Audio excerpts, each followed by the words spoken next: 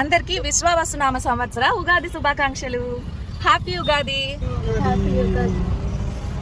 So ఈ ఉగాదికి మేము పొద్దున్నే అలాగే అంటే పొద్దునే అంటే ఎర్లీ మార్నింగ్ కాదులేండి 8 o'clockకి మమ్మీ వాళ్ళ ఇంటికి స్టార్ట్ అయ్యామన్నమాట. ఉగాదికి మమ్మీ వాళ్ళు పిలుపు చేశారు. సో అందుకని మమ్మీ వాళ్ళ ఇంటికి అయితే స్టార్ట్ అయిపోయాము. ఉగాది రోజైనా మంచిగా చీర కట్టుకుందామని చెప్పి అనుకోకుండా ఈ రెడ్ సారీ కట్టుకున్నాను అనమాట.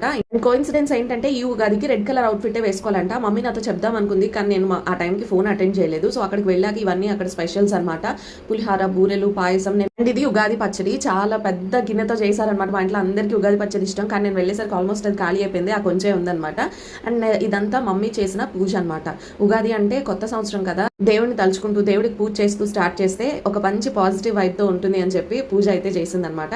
అండ్ నెక్స్ట్ నాకు మా వారికి చక్కగా టిఫిన్ కూడా పెట్టేసింది అక్క. దానికి చక్కగా కబుల్ చెప్తూ టిఫిన్ అయితే చేసేసాము. కట్ చేస్తే ఉగాది సందర్భంగా లలిత, చైత్ర ఇద్దరు ఒకేలాంటి అవుట్ఫిట్స్ వేసుకున్నారు. చూడండి ఎంత క్యూట్ గా ఉన్నాయో. పండుగ అంటే ఏదైనా ఆడపిల్లల్లోనే కనిపిస్తుంది అసలైన పండుగ అంతా కదా, ఏమంటారు? ఇంకా పండుగ అంటే పువ్వులు కూడా, కాబట్టి పువ్వులన్నింటినీ మాల కట్టే పనిలో ఉన్నారనమాట మమ్మీ, పింటి, అక్క వాళ్ళందరూ.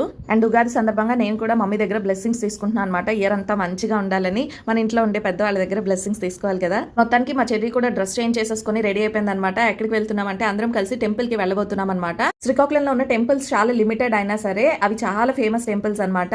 మనకి ఎక్కడ అసలు సూర్యనారాయణ స్వామి టెంపుల్ ఉండదు. So Suryanarayana Swamy temple Arasavilli వెళ్ళబోతున్నాము. అలాగే శ్రీకూర్మం, సో శ్రీకూర్మం టెంపుల్ కూడా ఎక్కడా లేదనమాట. సో మన ఇండియా అంతటికి ఆల్మోస్ట్ నాకు తెలిసి మన ప్రపంచం అంతట్లో అదొక్కటే టెంపుల్ అనుకుంటా, కూర్మనాథుడిది. సో ఈ రెండు టెంపుల్స్ మనకి శ్రీకాకుళంలో ఉన్నాయి కాబట్టి సో ఇలాంటి స్పెషల్ ఫెస్టివల్స్ రోజైనా అలాంటి టెంపుల్స్ కి వెళ్లకుండా ఎలా, అన్నింటినీ ఒక మంచి ఫ్యామిలీ రూపంలో ఇచ్చిన ఆ దేవుడికి ఇలాంటి స్పెషల్ డేస్ లో అయినా ఖచ్చితంగా థ్యాంక్ యూ చెప్పుకోవాలి కదా.